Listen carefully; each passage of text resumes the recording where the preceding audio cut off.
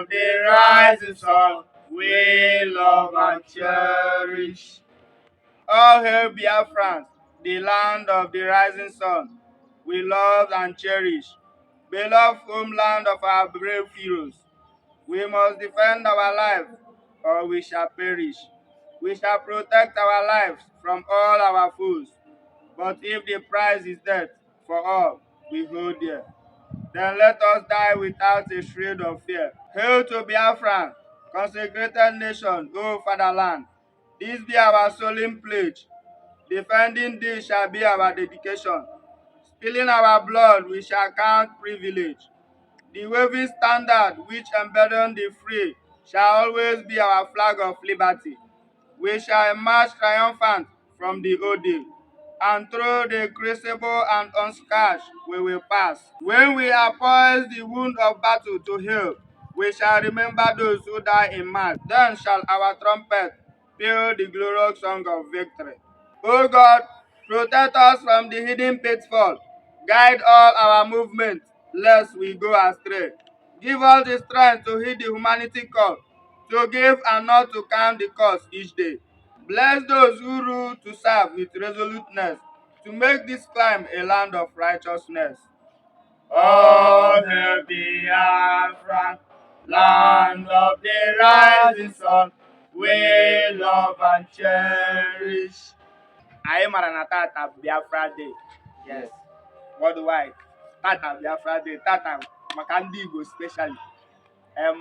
Tata ụfọdụ ndị kwere ga-anọ n'ụlọ, ndị na-ekwere ga-amapụkwa n'iro. So mana anyị wakwere ndụmọdụ anyị na-enye bụ ọ bụrụ na ị kwere ọ bụrụ na ị kwetere n'ihe a na-eme na ọ na-agara gị kweta, mana ọ bụkwa na onwe ndị na-ekwetere ọbarọkwa uru ka imewe ha by force. They have their reason and their opinion.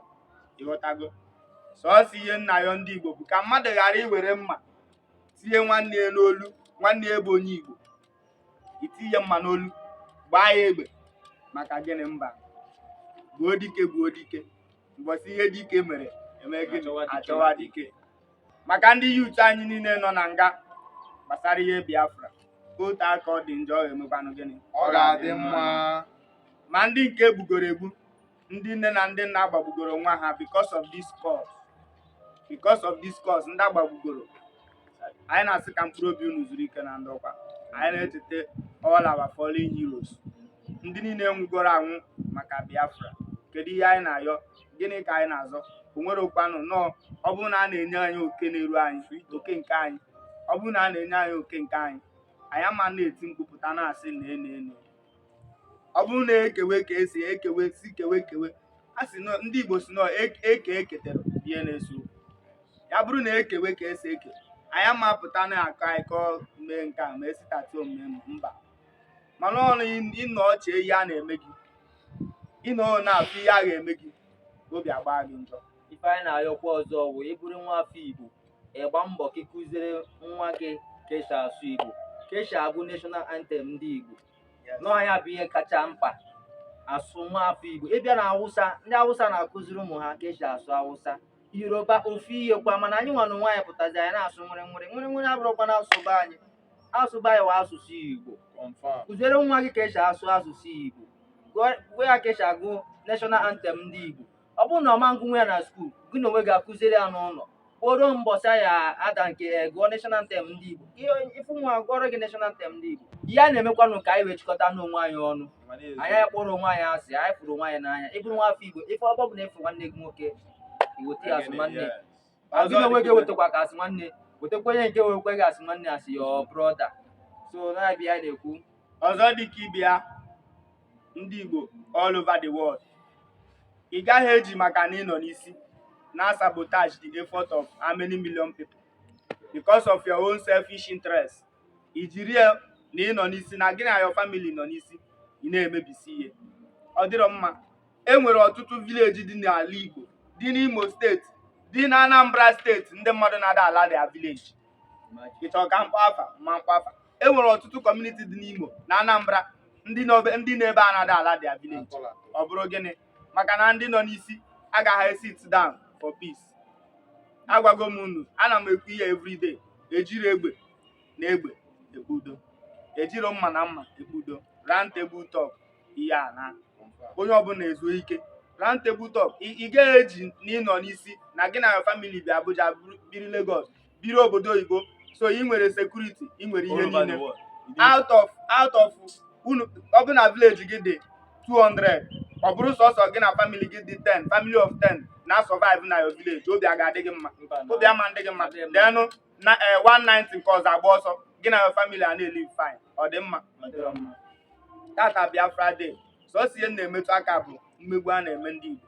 Ị na-anya recently ọkwa Prince Harry bịara Nigeria, ọ bịara ala Igbo, enwere ebe dị mma n'ala Igbo. Mba, Prince Harry bịara Lagos, from Lagos o visit Lagos State Governor, from there Abuja, from there Kaduna State, from Kaduna na, and ihe anyị na-ekwu bụ ihe ọ ga-akadụ n'ime bụ ime ịtụcha ụmụazị less privilege ma ọ gịnị, ọ na-enwere less privilege n'ala Igbo. Kọ ihe niile aka na outside Nigeria, ụga South East no dey exist. Onye ọcha bụrụ biznes bịa na Lagos si gị na ọ na-abata ala Igbo, akọjuo ya isi gwa ya na-abata ebe a na a ga-eburu ya. Nke a na-agwa gị kịta na witness gom ya. Onye ọcha bụ biznes bịa na ala Igbo, bịa na Lagos si na ọ na-eje na Eastern Nigeria ime gịnị, ime invest. Ndị ofe mmanụ kọjuo ya isi bịa na a na-eme nke ebe a, ma a na-eme nke ebe a. Mbosi onye ọcha abịaziri ala Igbo, mgbe ihe a na-emebe 2010, mbosi onye ọcha abịaziri ala Igbo with heavy security ihe niile, bata ime ya bịa fụsịa ndị mmadụ si fụsie ha homely ala Igbo dị, bịa na-asị one aka ebe a dị, na ọ bụrụ okwu one aka esi kọrịa mgbe ọ dara na Lagos, yọtago na ọ bụrụ one aka esi kọrịa mgbe ọ dara na Lagos. Mana gịnị mezi after ka emecha onye ọcha heavy security niile, ma ndị DSS ma ndị amị ma ndị polisi so onye abata ime ya that day. Emecha after ka onye ọcha fụsi ihe mee n'ala Igbo that day, let me call the market name Relief Market Onitsha to be precise. After ka onye afụchara ihe menu dis onye ọcha bịa na sọsọ onye na ya na-esozi abịa ala Igbo bụ sales rep ya na company sales rep ya ka ya na na-eso. O si Lagos na-abịa, ọ daa na Asaba, eburu na Hilos ọbata ala Igbo, no security, nothing. Ọfụ na ọ bụrụ ihe a kọrọ ya na Lagos ihe na-eme n'ala Igbo. Mana opportunity ị nwere ime ka ala Igbo dị mma, ịgbafuo chịrị family gị laa obodo oyibo, laa Lagos, laa Abuja, na-amụ ọkụ site ebe a na-ewere ego, maka ihe gbasara security ego na-apụta na ya. Anyị na-ayọ onye ọbụla nọrọ ebe ọ nọ, ọ nọrọsie ike, mana gbaa mbọ ka akụ na-eru ụlọ, akụ na-eru ụlọ obodo na-adị mma. Ọ bụ na akụ eruru ụlọ obodo, ịbata obodo ọ dị ka ọkụ adịrọ, ọkụ ama ndịkwa n'eziokwu, bụkọs akụ eruchara n'ụlọ. N'ọnya bife anyị na-ekwu na-asụ ndị Igbo udo dịrị ụlọ, ya gazie na ya gazie ọ ndị niile nwu na ihe gbasara Biafra na mkpụrụ obi unu siri ike na ndokwa. Biafra.